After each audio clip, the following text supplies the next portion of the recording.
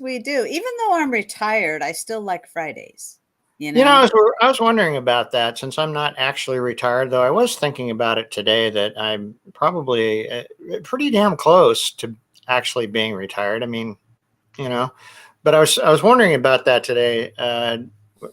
So you still get that Friday sort of feeling when you're retired? Well, I think probably because of other things I'm involved with, just because I'm retired doesn't mean I'm not doing anything, right?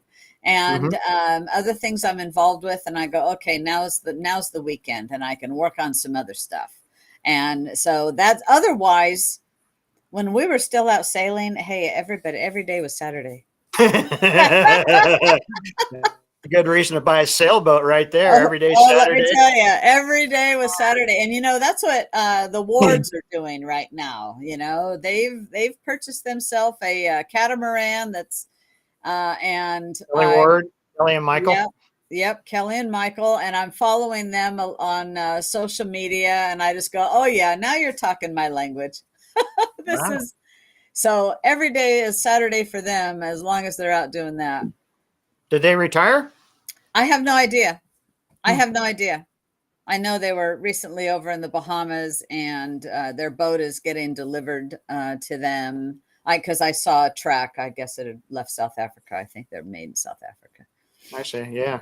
Yeah. They're both doctors. I can't imagine how people of their political ilk, which is the same as ours, for those of you who don't know, Kelly Ward is, she's a former elected official in Arizona and currently, and has been for a while, the chair of the Arizona Republican Party. But both her and her husband, Michael, are doctors. And I just don't know how people on the right could be anywhere near the medical system. It has become so politicized. Uh, it's like they don't even practice medicine anymore. They practice politics. Yeah, and I agree with you. It'd be very, very difficult. And Michael was an emergency room doctor, and where Kelly had a practice, from what I understand, a private practice. And the day of private practice doctors is few and far between. Yeah, try to find one. Yeah, yeah. And Kelly used to be the chair. She's not the chair now of Arizona Oh, Republican she's not? I didn't know No, that. Oh. no, she didn't re-up, and so I think they could very well be retiring or taking some time off, which they can. I can tell you, when we were out sailing, we met doctors that took time off. One was a brain surgeon, one was a heart surgeon, Oh, and took wow. time off with their kids and to just go sail for a while, 3, 4, 5 years, or however long, and then said, okay, we're going to go plug back in. Wow. Yeah. Fun. Fun. Well, you know what happened yesterday in a bank in the Silicon Valley?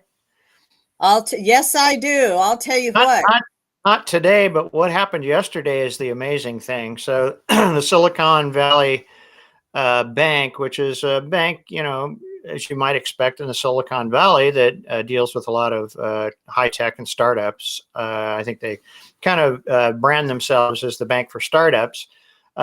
So what happened yesterday is customers of the bank withdrew $42 billion with a B, $42 billion with a B.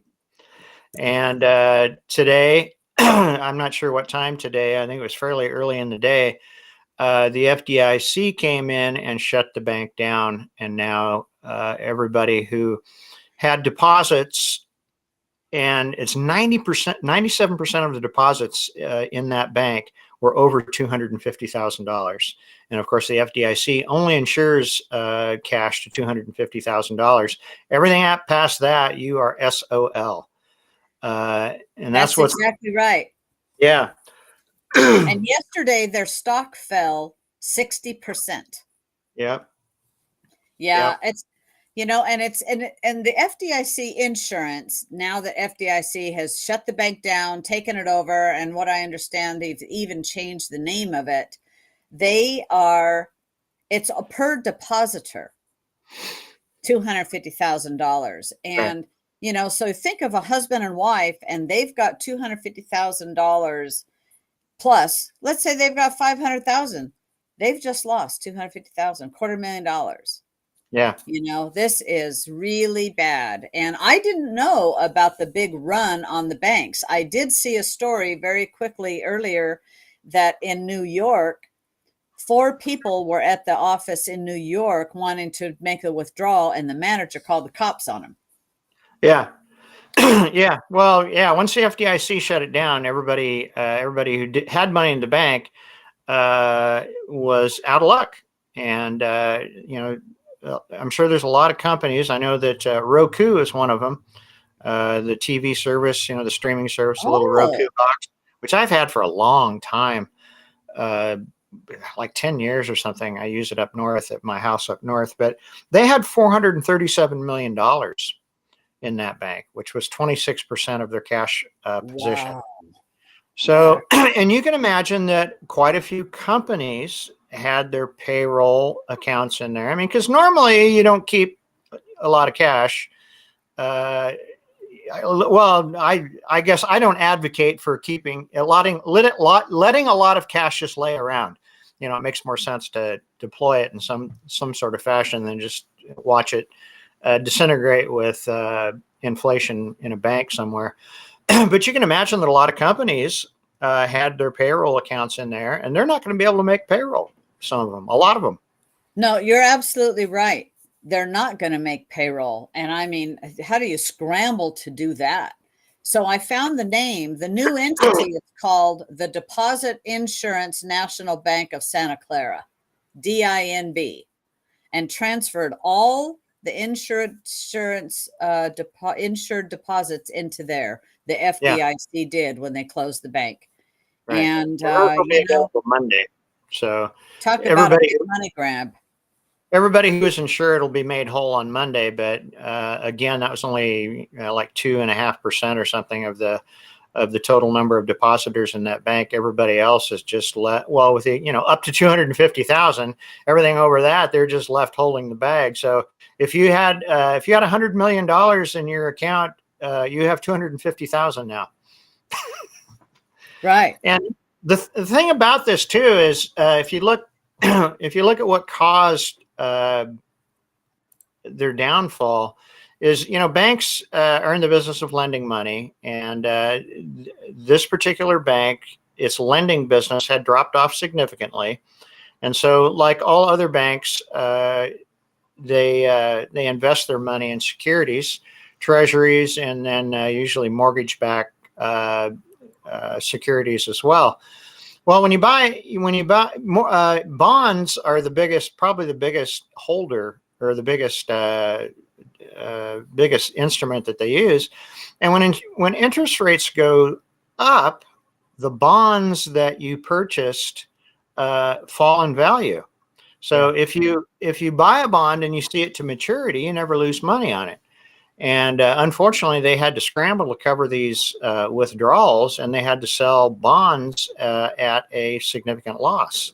And that's why the FDIC, I believe, stepped in and took them over. Well, since 2008, when the bailouts came, there was implicit in the money that was received from the feds to most every bank in America, that they would use that money, that decimal point that had been moved on their ledger, to purchase bonds.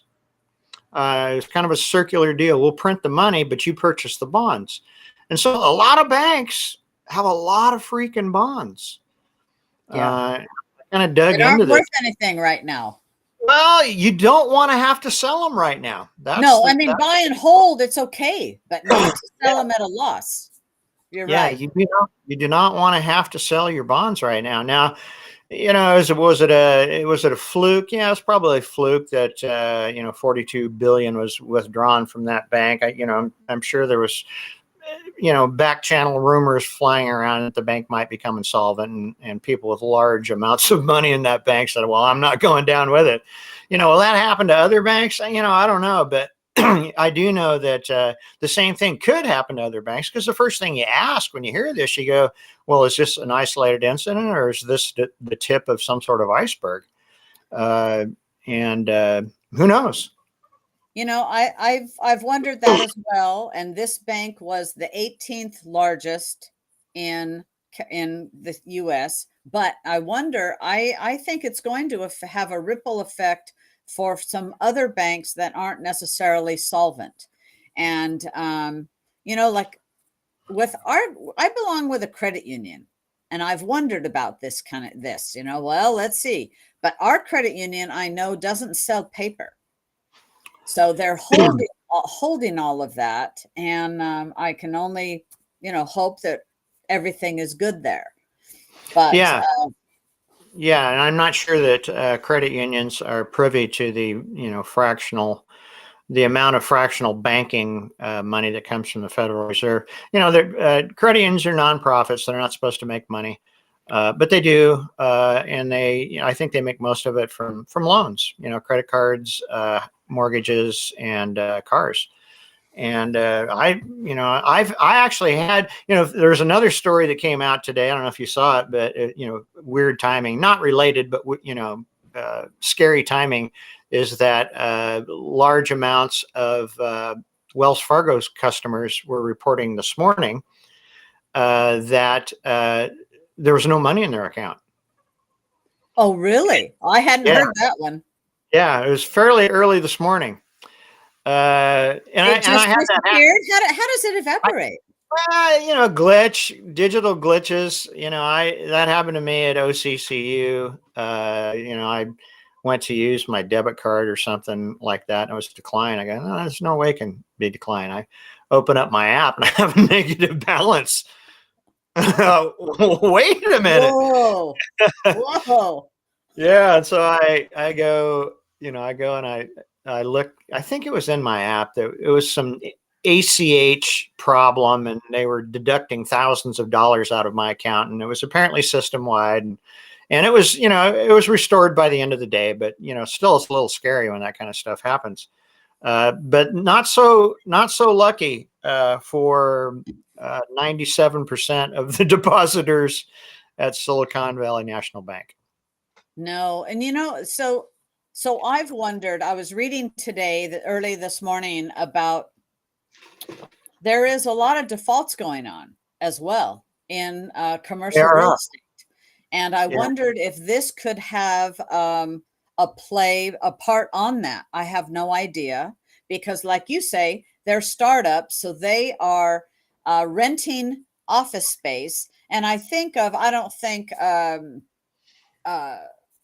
Twitter had anything to do with this. I have no idea. But just think, like when Elon Musk canceled he says, we're shutting that office.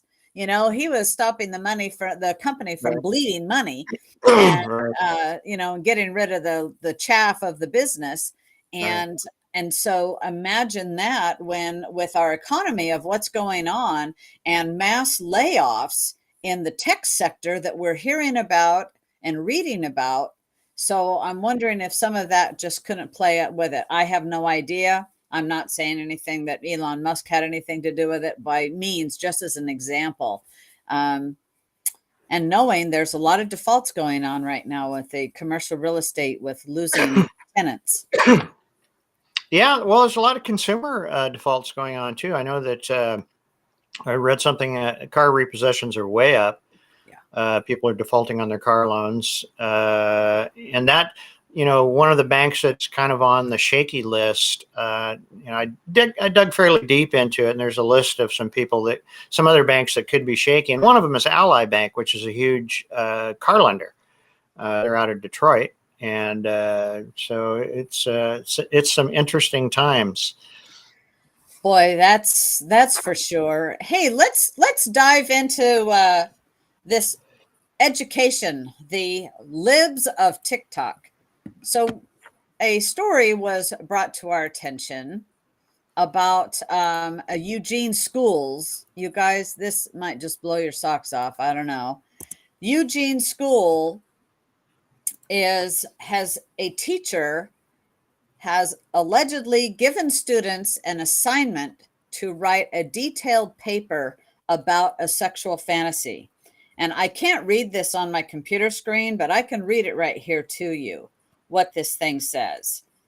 And it says, for those students who were absent, you will write a short story of a paragraph or two. This story is a sexual fantasy that will have no penetration of any kind or oral sex, no way of passing an STI. Well, it's a fantasy story. Hello. Story, yeah. Right? You will choose 3 items: romantic music, candles, massage oil, feather boa, flavored syrup, etc., to use in your story. Your story should show that you can show and receive loving physical affection without having sex. This is in Eugene schools, Eugene, Oregon. This is what apparently a teacher, I don't know who, has given this to students on an assignment. This is unacceptable. You know? It is. It is. Even, I mean, I guess I'm not surprised from Eugene. Eugene, as I've said before, is the place where communists return every September to lay their eggs. And then, of course, once hatched, they are nourished by the liberty of others. Yeah, I don't even know what to say about that. I mean, it's. What I say is this doesn't have anything to do with education. No, this is about indoctrination. This is about sexualizing kids that don't need this. I don't care what age they are. This is not what they need to learn. This is not an appropriate writing a story assignment. No, it's not. And if it's 1 or 2 paragraphs, it's not even a story. Like you say, I mean, they're just trying to get kids to write this stuff down and to and sexualize them. Yeah, and it's happening. It seems to be happening everywhere in many different ways. We've seen the drag queen shows for the kindergartners. I mean, none of that is even remotely explainable. There's no justification for any of it other than to normalize, sexualize kids, number one, and then normalize what is arguably deviant behavior. And as Lori says, grooming. It's also grooming. And, we've got a lot of odd people in our school districts working, from what we hear about, stories that we read. And, this is not appropriate at any level. If you want to do this at a university, have at it. But in elementary school or the schools, K through 12, I don't think so. I don't think it's even appropriate at a university unless you're taking a sexual class. All right. If you're now an adult at a university taking a class like that, hey, have at it. But these are minors. These are children. And let's see, is this a male teacher? Is this a female teacher? Is this somebody who, then are the students going to have to read this out loud? We don't even have any idea. Is the teacher going to go, oh, we'll stay after school and let's hear these stories? Yeah. I don't even like where it goes, where it could go. This is no good whatsoever. No, I agree. So I'll tell you people in Eugene, you better get a hold of your school district. You better get a hold of your school board, and those elections are coming up. And in fact, I've taken it down. It's March 16th. I think it's March 16th. Could be the 17th. Anyway, it's coming up soon to file to run for school district. And yeah. And so, you know what? If you're not liking this in your community, you better get involved and do something about it. Yeah, so you mentioned it, or you posed the question, is the teacher male or female? And I think Lori's got a legitimate point here. She says, does a teacher even know if they're male or female? Legitimate question these days. That is, and how sad is that? It's pretty damn sad. What pronouns does this teacher use? I don't give a rip. It's pretty damn sad. It's very sad. And this is no laughing matter. We're chuckling about it here, but it truly is no laughing matter. And so this is in Eugene. Yep. So it's March 16th. Thank you very much. A week from yesterday. So a week from next Thursday is the last day to file to run for a school board. Get Yeah. on it, get involved. Yeah. And your schools are demonstrably sick and depraved. Yeah. I don't know how people have kids in public school.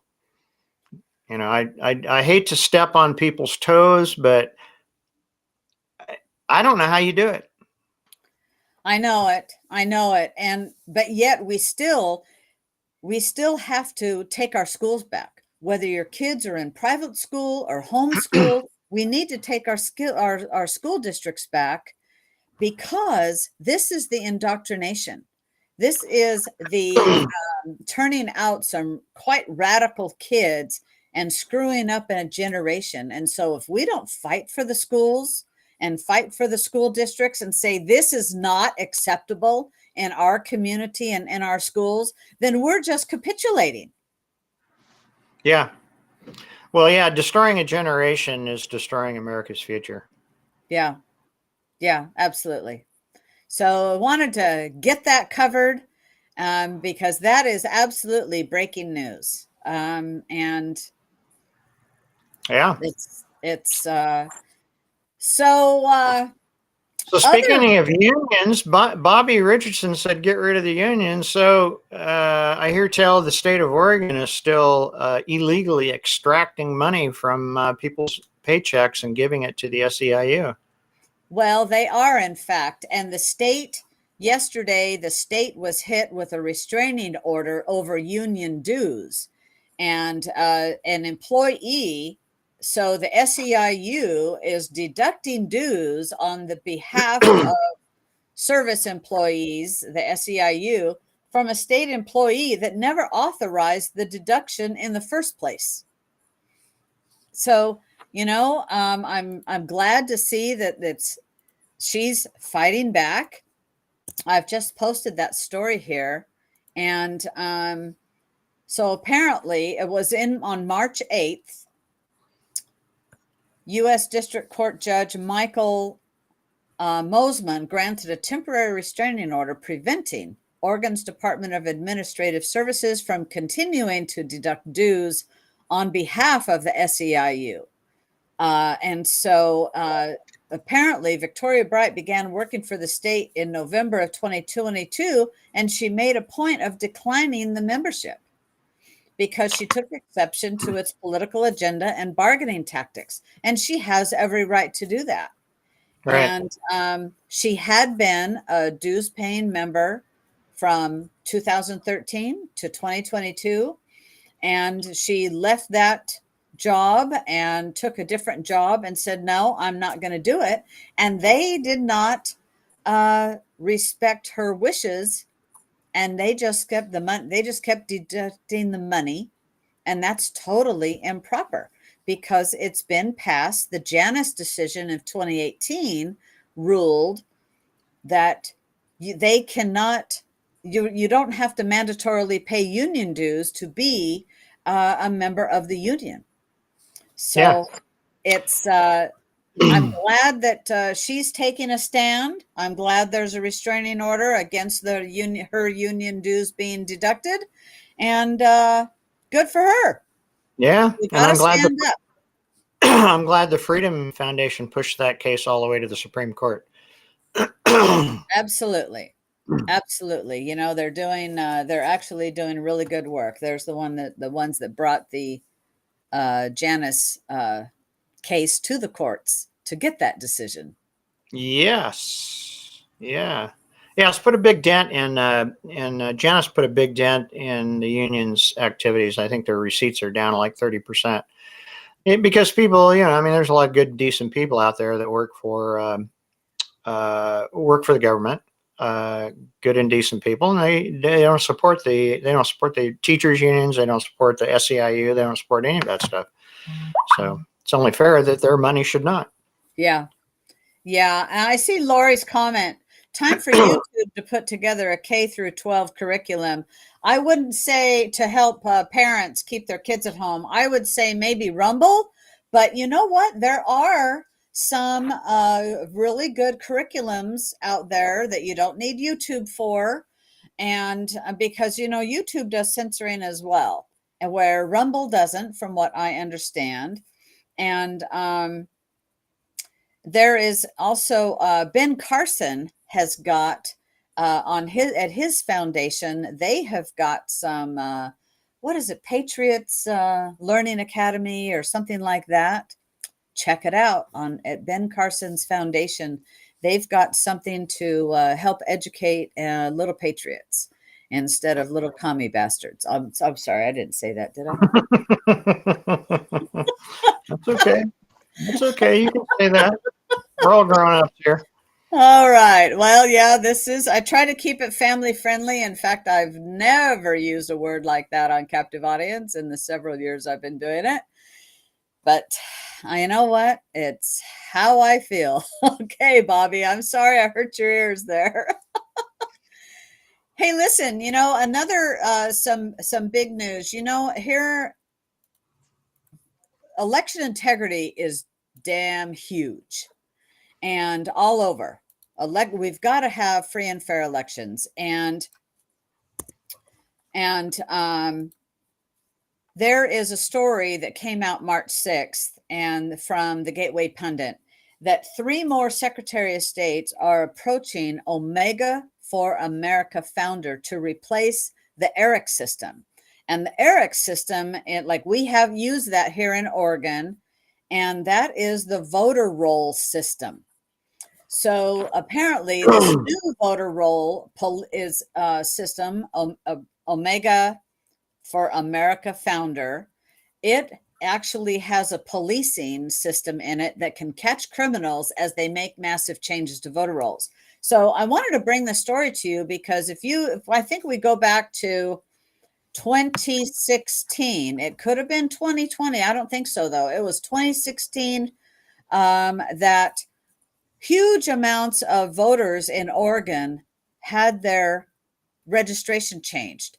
And I remember our governor and our Secretary of State at the time, I think it was the governor that said, oh, people shouldn't register to vote when they're drunk.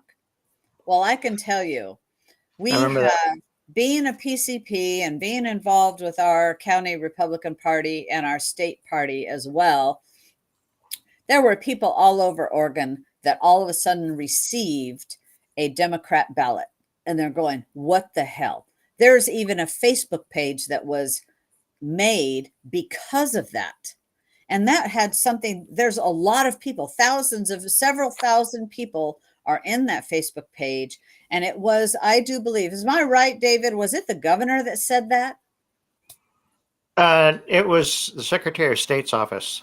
Okay. I forget the actual person's name, but she's higher up in the Secretary of State's office. And we had actually, when I was still part of the Oregon Republican Party executive committee, we put together I think a collection. We had I think an email that people could send that to, and I think it was over 600 people that responded to that. So that's a lot of drunk people just all of a sudden deciding they're going to change their voter registration. Well, it is. And one of my PCPs that lives here in my town had said, you know what? I had a 93-year-old woman get a hold of her and said, I have been a Republican forever. And now my voter registration was changed and I got a Democrat ballot. And they were pissed. And she was pissed. A lot of people were pissed off. And so I guess ERIC is the system that allows that type of thing to happen. And so this Omega for America needs to be something that is used, apparently. So also, ERIC is used in 31 states. Well, today I did read a story that Texas is going to go with this new system and stop using ERIC. So that's 4 out of here of secretaries of states or states that are going to be changing their system. And I think that is just excellent. The more that we can get away from these awful systems, these that are helping the election fraud, by having Eric actually has the most bloated and phantom voters than anything. It's the voter rolls in the states that it's used are awful, and our Oregon is the same way, you know. And then our legislators, our Democrat legislators, last session, the short session, made it that we can't even clean up our voter rolls. This is like unconstitutional. Yes. Unconstitutional. And you know, it's passing legislation to prohibit cleaning up the voter rolls is much like the teacher's assignment in Eugene. There, it has no positive effect.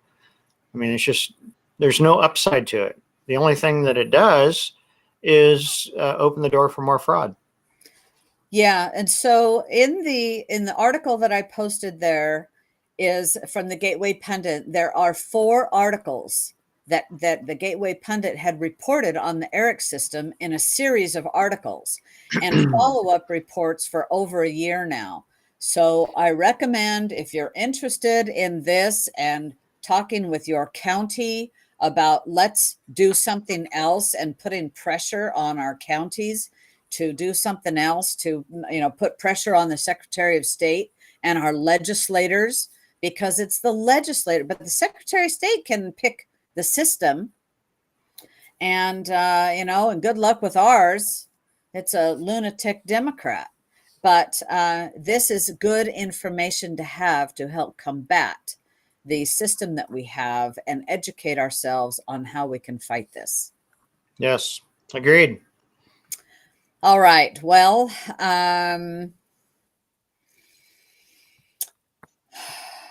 you know, free speech is under horrific attack. And I saw this story in PJ Media today. And it is Washington State. Washington State has got a bill that they are going to make a bill destroying free speech and criminalizing your if you oppose the left. And apparently this bill would establish a mini disinformation governance board in the state of Washington, criminalizing speech that oppose the leftist establishment line. You know, this is in direct violation of the First Amendment. But the thing is, everything that we do not fight, then we're just capitulating, and that's how we've gotten in the position that we're in today, because we've not been fighting. The conservatives have not been fighting back against this type of thing. And yes, but then again, I do know in Oregon, it's so difficult to get stuff into the courts and moved on through because of our Democrat appointed judges through all over Oregon. Harney County is pretty good. We've got some good judges around. Don't get me wrong. We got some good judges around, but it's few and far between. Yeah. Well, I think as one of the as William noted, I think we just need to get rid of everybody and start over. I'm for that. So this sinister bill is based on the recommendation of a report last year about how to prevent domestic terrorism from the office of Washington State Attorney General Bob Ferguson. In the report, Ferguson claims that domestic violent extremism encompasses various forms of extremism, extremist and political violence like threats, coercion. Let's see, that's beginning to sound like, Antifa. So, but you know, Antifa aligns with the left side. So this is absolutely, you know, this funded by the left. And yeah, it is. So I'll tell you, Washington State bill, it'll be coming to Oregon pretty soon. If it's not, like as David, we were talking about it before we started, if it's not here already, you know? Yeah. Well, it's a really indicative of how far our society has fallen away from the ideal of the founders that these bills are even brought up. I Right. mean, I think it would have been there would have been a time not too long ago that you'd be laughed out of the chambers if you brought up such a bill, and maybe a time before that when you may have been just forcibly kicked out of the building for Right. such a ridiculous idea. And now, uh, I mean, the left is relentless. I'll give them that. They are relentless, and they're trying to do, if you're paying attention and looking around all around, you'll see that they truly are trying to destroy our Constitution. And it's under attack in so many ways. And Yeah. here it is again today. The House passed a bill to protect free speech, our federal House, from government interference, but 206 Democrats opposed it. Under the bill, yeah. Right. So there you go. I mean, this is Constitution. Our free Yeah. speech is our Constitution. Why Yeah. in the hell would the Democrats oppose something that is in our Constitution? So what this Yeah. bill is, a federal I hate America. employee. Yeah. Under the bill, a federal employee cannot use their official authority to censor any private entity, including outside of normal duty hours, and while such employee is away from the employee's normal duty post. You can think of the Twitter files, okay? This bill is in direct correlation to the Twitter file, and he sponsored. It's Kentucky GOP Representative James Comer, chairman of the House Oversight and Government Accountability Committee, sponsored Protecting Speech from Government Interference Act. And there you have it. 206 Democrats voted against it because they hate the Constitution. They hate America. I mean, there's no need for that bill. The First Amendment covers it succinctly and completely. But the problem is Democrats in this country have gone so far to the left. I mean, I'm not sure that all of the average Democrat voters have gone that far to the left. But as we keep cranking out new young socialists out of public school systems, I think it'll be there. But the problem is they adhere to the same globalist perspective that absolutely requires the destruction of America. So the whole globalist movement cannot happen within America. It just can't. I mean, America is the stumbling block for tyranny. It's a stumbling block for systems that don't protect the individual like every other system other than the free market constitutional republic that we're slowly losing. It's a worldwide effort. Got to get rid of America, otherwise we can't have what we want. And damn it, they've got way too many guns. We need to get those things.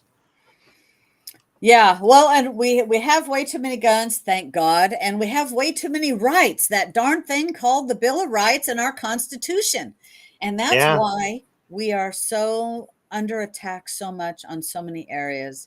And it takes all of us paying attention and taking action in the areas that we can in our sphere and beyond, anything that we can to affect the change and to push back against it, because we absolutely have to. But first we have to bring awareness, and I'll tell you, I think more people are waking up. More people are waking up to the truth, especially when you see like Tucker Carlson has been bringing forth the January 6 videos, and it's amazing with that, and they're going, oh no, that's we can't have that. We can't show the American people that. The left's having we can't let the Oregon Republican Party be right. Right? I know it. I'll tell you what. Gen 6, we were right. We were right. They crucified us not only in the national media, the local media, but internationally as well.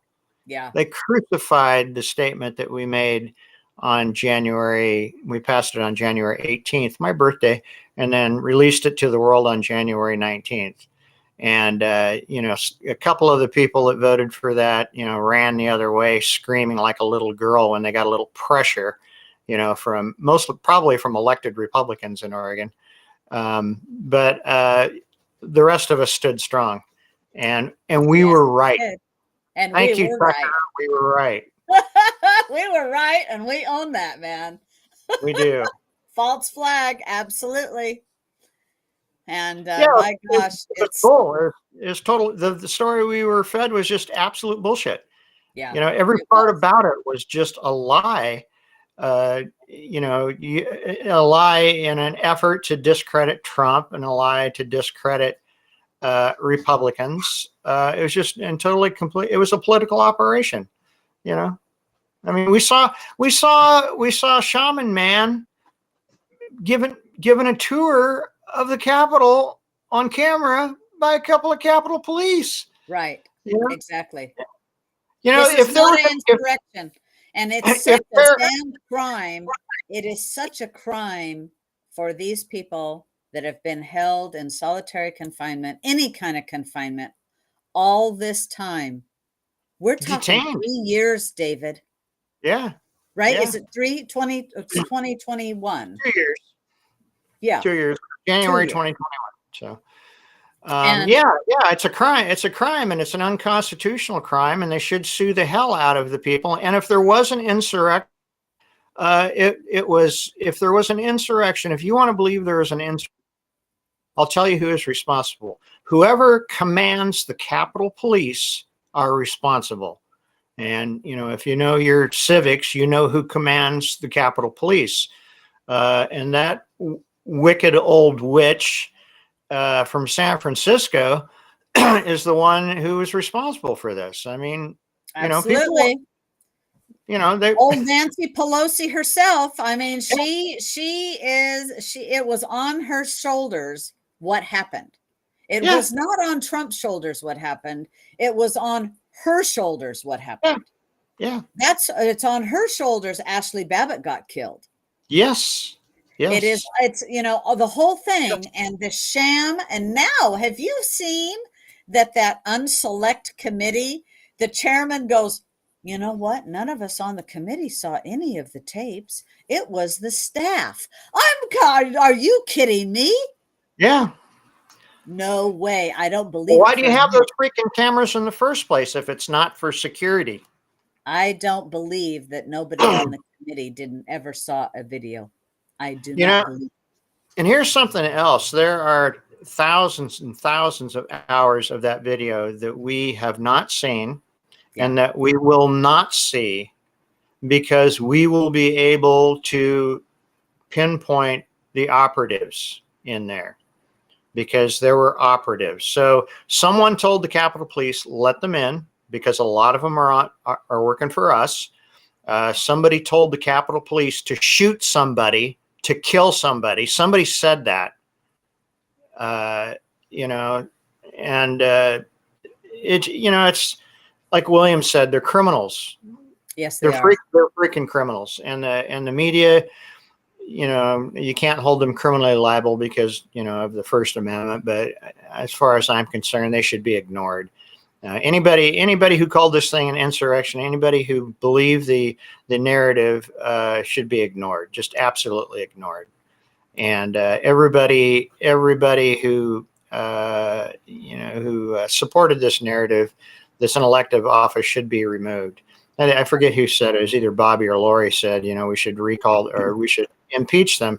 And I think people should be recalled on a regular basis. We got about 100 elected people, 120 or 10 or some elected people in Salem. And I think 5 to 10 of them ought to be recalled every year. I think they need to know that they can't get away with this crap and that we are going to hold them accountable and we're going to ruin their political careers and they can go, get a job at a lobbying firm somewhere. Especially when they're working against the betterment of the state of Oregon. They're working against wreck our nation. Absolutely. Absolutely. There are good people there doing good works. but clearly not enough. Most of them are there just for their own damn benefit and enrichment. Yeah. Yeah. Yeah, and it just keeps going on and on and on because I think somebody else said it somewhere in the comments. Voters, they don't pay attention. No. It comes voting time around, and somebody tells them what they want to hear, and they go, "Oh yeah, oh you're my guy or my girl, I'll vote for you." I mean, how does Nancy Pelosi keep getting elected? Right. Right. I hear you. I hear you. Uh. Hey, well, did we cheer you up for the weekend?